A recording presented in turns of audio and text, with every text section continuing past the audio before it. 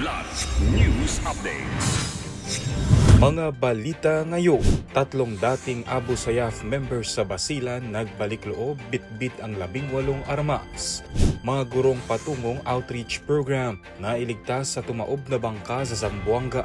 10.38 million pesos na halaga ng smuggled na sigarilyo nasabat sa Davao City. Ako po si Cesar Soriano para ihatid ang mga nangungunang mga balita sa buong kapuluan. Ngayon, 3 dating miyembro ng Abu Sayyaf Group o ASG ang voluntaryong sumuko sa Philippine Army sa Basilan at isinuko rin ang 18 matataas na kalibreng armas.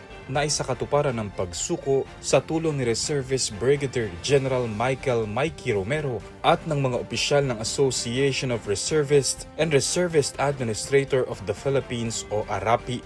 Formal na itinurn over ang mga sumuko at ang mga armas sa 1101st Infantry Brigade. Kabilang sa mga isinukong armas ang 6 na M16 rifle, 3 M2 carbine rifle, 3 M1 Garand rifle, 2 60mm grenade launcher at 4 na .45 caliber pistol. Ayon sa mga ulat, nakipag-ugnayan ng 3 individual sa ARAPI networks sa Basilan at Zamboanga upang ipahayag ang kanilang pagtalikod sa dating ugnayan sa ASG at pagbabalik sa mapayapang pamumuha. Matapos ang serye ng negosasyon, formal silang isinailalim sa proseso ng pamahalaan para sa reintegration program. Nasagip ang ilang guro ng Manikahan National High School at mga Philippine Air Force o PAF reservist matapos tumaob ang kanilang sinasakyang bangka habang patungong sa Col Island sa Zamboanga City noong Linggo, Agosto 2. Ayon sa ulat, nagkaproblema sa makina ang kanilang motorized bangka kaya lumipat ang mga pasahero sa mas maliit na bangka. Dahil hindi nito kayang isakay ang lahat, pinasok ito ng tubig at nagsimulang lumubo. Agad namang rumesponde ang mga PAF reservist at arson personnel na sakay ng isa pang bangka at ligtas na nailigtas ang lahat ng pasahero.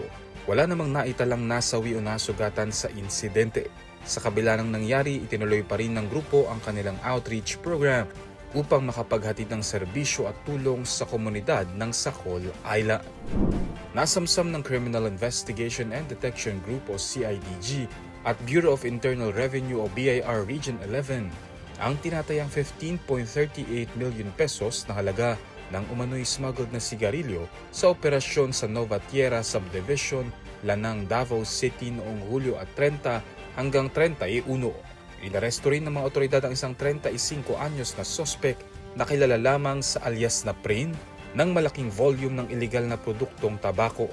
Nakumpiska sa operasyon ng 236 master cases at 34 rims ng sigarilyo na pinaniniwalaang mula sa Hulo, Sulu.